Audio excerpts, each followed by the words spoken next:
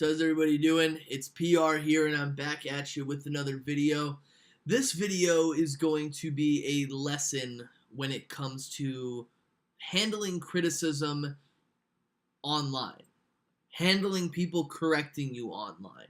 Now, I've never had a lot of viewers, I've never had a lot of followers, I've never had a lot of really anything. I've never really been a popular person on here. So I really don't know about a lot when it comes to, because a lot of popular people end up blocking people on social media. So I don't really know what that's all about. And I get blocked a lot by people. Sometimes it's my fault, but usually it's not. Usually I'm just trying to explain to someone something and they just don't want to hear it. So I just get blocked, which kind of makes me think that popular people on the internet are just very, very insecure people. But when I, handle criticism, or when I've seen people handle criticism, I usually see it being handled in one of like three ways. The first way is, agree to disagree. Put in the white flag, walk away, everybody's happy. The second way, you get really defensive, you start trash talking the other person, they're your mothers, I'm better, I'm right, you're wrong, you're stupid, I'm not stupid.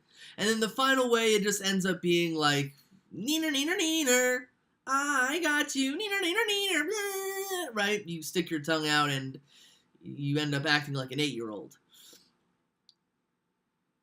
Something that basically happened to me a few days ago, I think either yesterday or the day before that, with a YouTuber that I used to look up to a lot. I used to look up to a guy named TheArchfiend. And I really looked up to him because of the way that he kind of attacked a lot of the big name YouTubers and a lot of the negative things that they did when it came to e-begging and whoring themselves out for money. I used to be under the impression that, that's a bad thing.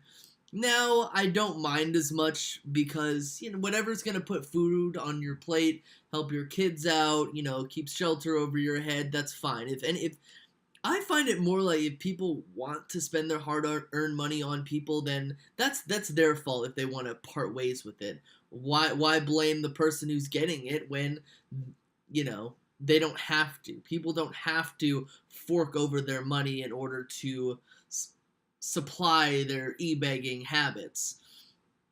But, the Archfiend was like a watchdog on YouTube, and I respected that. I attached myself to that, and I held the same belief systems. Basically until, I think, 2015, I had a kind of a falling out with the guy on Twitter, where the guy basically wanted Marcus Mariota, if I remember it correctly, he wanted Marcus Mariota at all costs. The Eagles would have had to go from pick number 20 all the way to pick number 2, which that was never happening. I know Chimp Kelly tried to do that, and he's an idiot for trying to do it. That was dumb. And of course, I could, again, it could be wrong. I thought I didn't say anything mean to the guy, but obviously it happened. And he blocked me. No, I don't really remember saying anything mean. If I did say anything mean, then, that's obviously my fault. I get very passionate about things, but I just got outwardly blocked. And, that's happened to me with multiple other people on Twitter. I guess they just don't have time for the little guy, which, makes me kind of think to myself, oh, you have a social media account, but you let people respond to you, and if you don't like what people say to you in response, then what's the point of allowing people to respond to you? Why don't you just post somewhere where you don't get a response? Why don't you be like an Anita Sarkeesian or something like that? I understand that, threatening people, sending threatening messages. I mean, that's fine to block people. It's fine to block people, honestly. It's not a bad thing. I'm just confused when you block people when they don't say anything that's really that bad to you. So, I saw a Twitter post by the Archfiend. I am now on a different account, so I can obviously see what he posts, right? And it was about the new NFL catch rule, which I'm not really going to go into that. And he said, so if I'm reading the new NFL catch rule correctly, the ground can now cause a fumble, right? Bloody hell, this is more confusing than the previous rule. And I responded by saying, the ground could always cause a fumble. You know, because I know about football. I'm not a novice, I'm not adept. I have watched football for over 20 years. He said, no. Are you new to football? And of course you're looking at, the tweets out here, so you can, see that I'm not making this up. And I said, if you hit the ground without getting touched and the ball pops out after contact with the ground, then yes, the ground can cause a fumble. This isn't college football. Because in college football, if you possess the ball and I guess your knee, your elbow, your gluteus maximus, your body, any part of your stomach, your back hits the ground and the ball pops out, well, you're down by contact. You don't have to be touched down unless, well, in the NFL, you can be not touched down by giving yourself up, which is like sliding. That's another way of giving yourself up. Sometimes the referee can mark you being down by contact. And he didn't really respond to me. I saw him post, I don't have time for this retardation. I don't have that response because he responded. I think he deleted it and he just blocked me. I hate to break it to you, Mr. Archfiend, but and I'm gonna read the rule right now when it comes to the ground causing a fumble.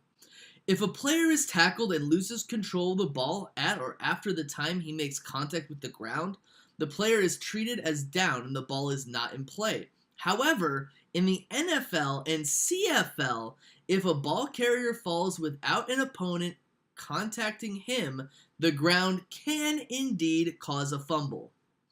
So instead of, again, maybe that's not the response that he kind of wanted out of me, but again, if you're on social media and you allow people to respond to you, obviously you want attention drawn to yourself in some sort of capacity, and somebody's just correcting you, and that you block people? Because here's the thing, you could argue, well, he didn't want you harassing him. This dude has said and done way worse things to people. So that's in a sense very hypocritical. And you could say, well, why are you getting so mad about it? I guess I'm just disappointed. I'm disappointed in a guy who kind of represented free speech on here, but now he just pissed and whined like an 8-year-old. It was like, neener, I'm gonna block you. It's pathetic, is what it is. And because, again, it's freedom of speech, I can come here on the internet and say these things. I don't think I said anything that wasn't true. I don't think I misrepresented anything.